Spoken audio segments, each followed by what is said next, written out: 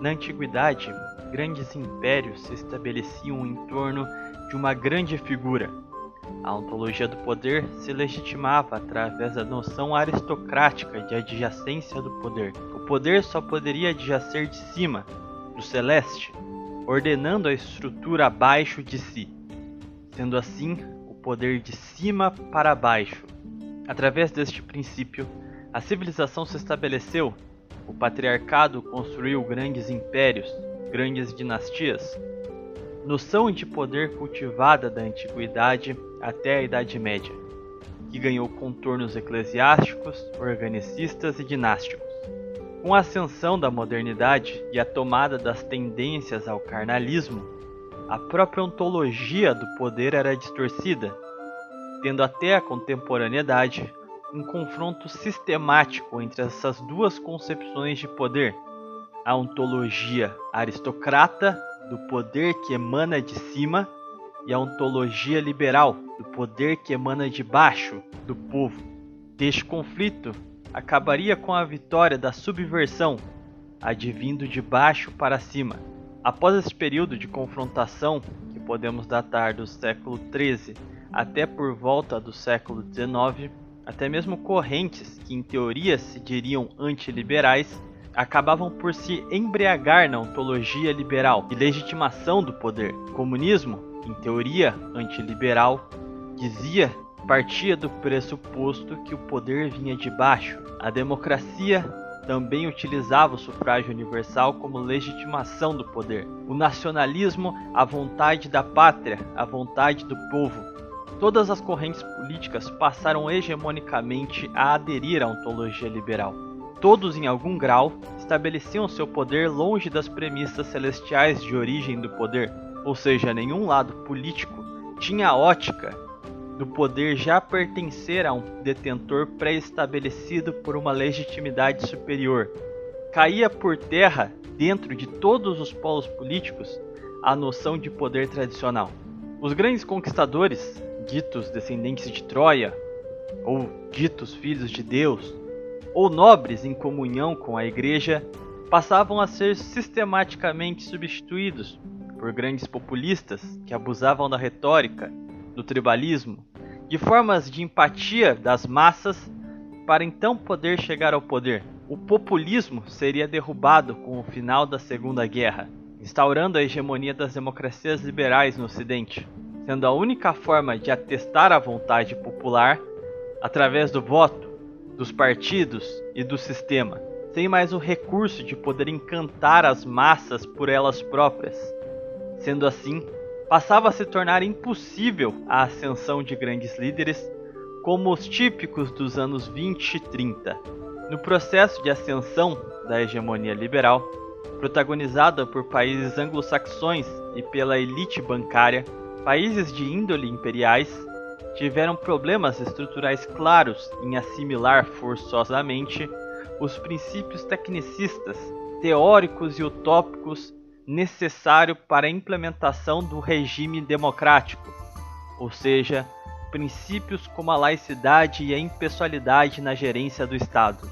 Países de caráter imperiais, vasta extensão territorial, com diversas subculturas, com diversidade étnica dentro de seu Estado, de forte unidade familiar, países com essas características não conseguiam se distanciar de seu modo de vida pessoal, não conseguiam se livrar da cultura típica e necessária para manter unida uma grande nação, que até então comportava tantas discrepâncias dentro de si, sendo o resultado desta não assimilação do liberalismo características claras vistas em países como Brasil, China, Rússia, países árabes e outros que possuem sua estrutura muito facilmente evidenciável: o nepotismo, o patrimonialismo, diversas oligarquias, o tráfico, as máfias. Esses efeitos colaterais, vindos por estarem sendo obrigados a adotar um regime exógeno à sua história e cultura social,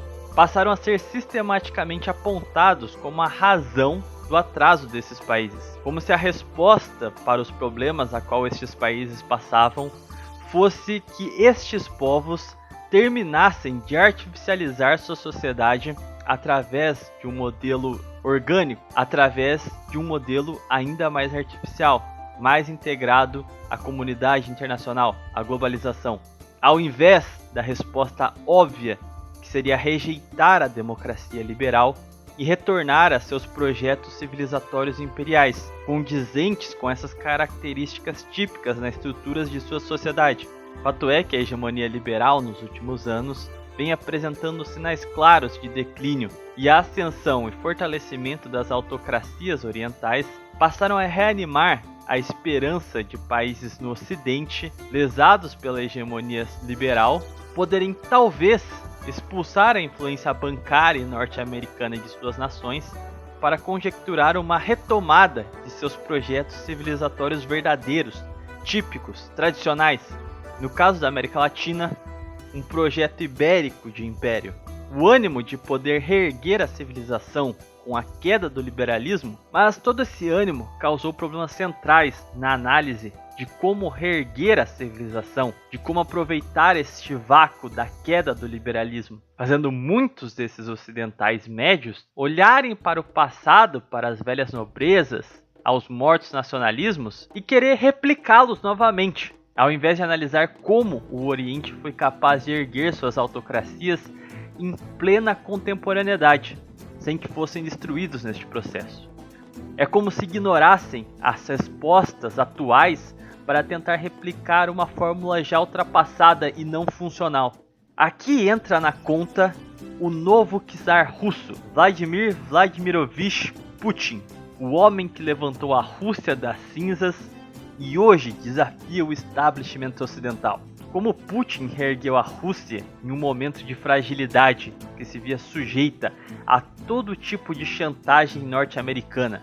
Como ele conseguiu ascender ao poder e levantar um império sem revoluções, sem velhos discursos populistas, sem que fosse detectado e apagado pelo sistema no processo de sua ascensão. A Rússia, como todo país de orientação imperial, devido à sua extensão continental, é rica em recursos naturais, possui uma variedade étnica gigantesca em seu território, com inúmeras culturas e povos completamente diferentes, como se diversas nações vivessem dentro da Rússia. O ponto é, como se governa um império assim? O princípio imperial é justamente a capacidade de comportar essas inúmeras subculturas, de forma que elas se mantenham fiéis a uma mesma coroa. Isso é um império. Não seria exterminar e padronizar tudo sobre o sigma de um único povo, mas propriamente a capacidade de tolerar essas diferenças em uma estrutura orgânica,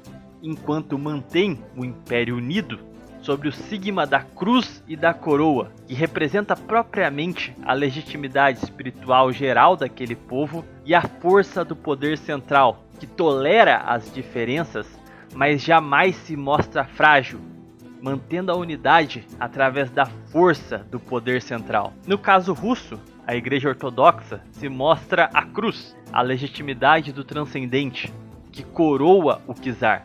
E Putin é a coroa, a força necessária capaz de manter aquele vasto império unido. Mas a pergunta que fica é, mas como Putin reergueu essa estrutura vindo das ruínas da União Soviética, em um estado de quase anarquia a qual o povo russo passava nos anos 90. Putin desceu ao submundo sem se sujar. Putin é o arquétipo do homem que, ciente de seus propósitos e com tanta convicção, tinha em seu espírito o dogma de reerguer o império, conseguindo praticar todas as baixezas típicas da democracia sem que sua alma caísse nos vícios dessas práticas. É o arquétipo do homem capaz de entrar na lama sem se sujar. Ao contrário desta idealização que nós temos do passado, nessa idealização de como um líder deveria agir, ele conseguiu aplicar na prática o princípio estático dinâmico da tradição, de manter um propósito, um objetivo final, sem o perdê-lo, mas no percurso se sujeitar a toda a modernidade, até que tivesse força para domar o sistema. É a figura do grande imperador que, para representar seu poder, utiliza a figura do homem que doma o leão. Putin, ao longo da sua vida política, negociou desde o começo com diversos corruptos, com a máfia, fez todo tipo de acordo necessário, atuou para muitos de forma maquiavélica, sem pudor algum, mas fez o necessário para conquistar o poder e domesticar o Estado russo. Como eu disse, ele desceu ao submundo sem perder o espírito, o seu propósito final. Sabendo que a Rússia é um país imperial, ele não se prendeu a ideias ultrapassadas de restaurar o poder a uma dinastia morta, ou então caiu no puritanismo dos utopismos, dos discursos utópicos, de que ele deveria ter dado fim às oligarquias, de ter combatido a máfia, ou então se sujeitar a um confronto com os corruptos. Ele não fez nada disso. Ele sabia que toda essa estrutura, por mais que os clichês moralistas tentem sempre repudiar, tudo isso é parte da Rússia. É a engrenagem da própria sociedade. O objetivo de um czar não é destruir esses grupos, mas é dominá-los, mantê-los vivos, reconhecendo seus poderes, mas fazê-los se dobrar perante a coroa, mantê-los sempre debaixo dos pés do poder imperial, debaixo do Estado Central, que deverá empunhar uma força tão amedrontadora que tais grupos, mesmo sabendo ser soberanos em suas esferas, ainda tenham sempre na consciência a ideia que não podem domar o Estado russo, não possuem o princípio, o poder para domar o poder, não possuem a legitimidade, o princípio necessário para poder se apoderar da governança em si.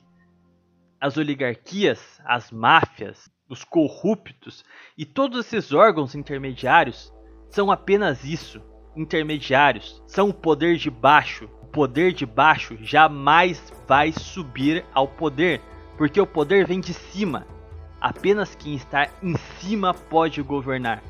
O que o Putin conseguiu fazer através da sua carreira política foi justamente instrumentalizar a política russa, que vivia nesse estado de anarquia, onde o homem baixo governava, ou seja, vindo da ontologia liberal, onde as oligarquias, ou seja, o poder de baixo, estava governando, ou seja, o poder de baixo governando o poder de cima, uma total depravação do direito, da natureza dos homens, da natureza celestial do poder. O que Putin fez foi conseguir a sua ascensão através dessa situação caótica e, uma vez estabelecido no poder central, fez lembrar a esses corpos intermediários que eles não passam de corpos intermediários, que eles não devem simplesmente sumir, deixar de existir, serem destruídos, mas que eles devem sempre viver presos à sua própria baixeza. Eles não vêm de cima, logo não podem exercer o poder. Esse é o espírito imperial a qual Putin conseguiu fazer retornar na Rússia. A ideia de que a oligarquia existe, mas sempre será apenas isso, uma oligarquia baixa, sujeita ao Estado Central russo, incontestável e poderoso, o rei que doma o leão. O ponto central aqui é que vivemos em nossa era. O tempo não volta para trás. O arquétipo Putin ensinou a lição de como se manter vivo o espírito da tradição imperial, mas sem atuar como uma peça histórica, tentando macaquear o passado. Ele deixa cristalino o que deve ser feito, evidencia que o império, em sua essência, é o poder. Não é a idealização utópica do que deveria ser, mas a capacidade prática de uma civilização. Não é brincar com jogos mentais que tal grupo é mau, que tal realidade é ruim, que se deveria ir para lá do X ou Y, mas propriamente retomar a todo custo aquilo que a Rússia sempre foi e sempre fez para ser grande no passado. Agir e ser aquilo que ela é, um império que comporta todas essas oligarquias, todos esses problemas, todos esses clãs, todas essas tribos, mas que deixa isso bem claro. As castas baixas devem viver abaixo do poder central. A modernidade, em essência, é justamente a inversão completa dos valores. Colocarem as castas de espírito baixo incapazes de gerir um império na governança. A ascensão das autocracias hoje em dia representam simplesmente o retorno daquele velho espírito. O poder de cima colocando essas castas indevidas de volta em seus lugares. As oligarquias de volta abaixo da coroa, assim como sempre deveria ter sido. Em suma, se o Brasil um dia pretende retornar à sua natureza ibérica com um projeto propriamente hispânico de civilização, isso não será feito através de uma revolução, de puritanismos, de idealizações, de ficar olhando para o passado e querendo macaqueá-lo.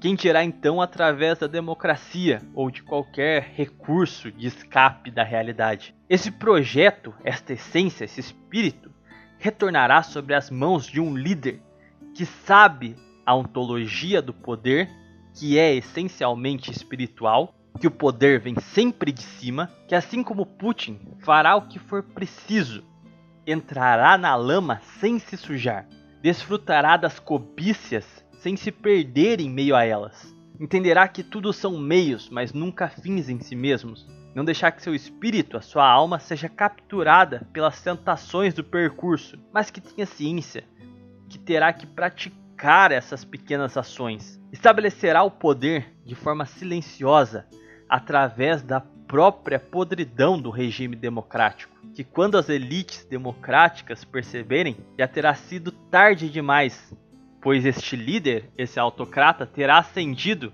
através das suas próprias mazelas. A democracia será ceifada com a ascensão deste grande autocrata, que possui o domínio desta arte de conseguir propriamente domar o leão. Em suma, o que podemos fazer é nos preparar. Você quer ajudar nesse processo? Basicamente o que podemos fazer é ocupar posições no Estado, no Exército, nas universidades, no mercado, em todas as áreas. Como a ascensão desse líder não pode ser feita de maneira declarada, desde o imediato já saber que aquele será o grande autocrata, a única função que nós conseguimos desempenhar é ter ciência e propagar a legitimidade da origem do poder, que é de cima, e basicamente nos preparar para dar apoio para quando este grande líder estiver pronto e com a faca e o queijo na mão para destruir o sistema liberal. Então basicamente ocupem espaço e aguardem. Na hora certa, o líder certo aparecerá. Desta vez, não será uma nobreza, não será um grande populista cortando o país, fazendo discursos e agitando as massas. Não vai ser nada disso. A nova conjuntura internacional exige que, querendo ou não, se faça essa ascensão através do sigilo. Olhemos para o Oriente e tentemos aprender com suas experiências. Eles já deixaram basicamente como funciona a sabotagem das democracias liberais. Então, basicamente é aplicar aquilo que eles estão nos ensinando, que estão evidenciando para nós. Bom, é isso.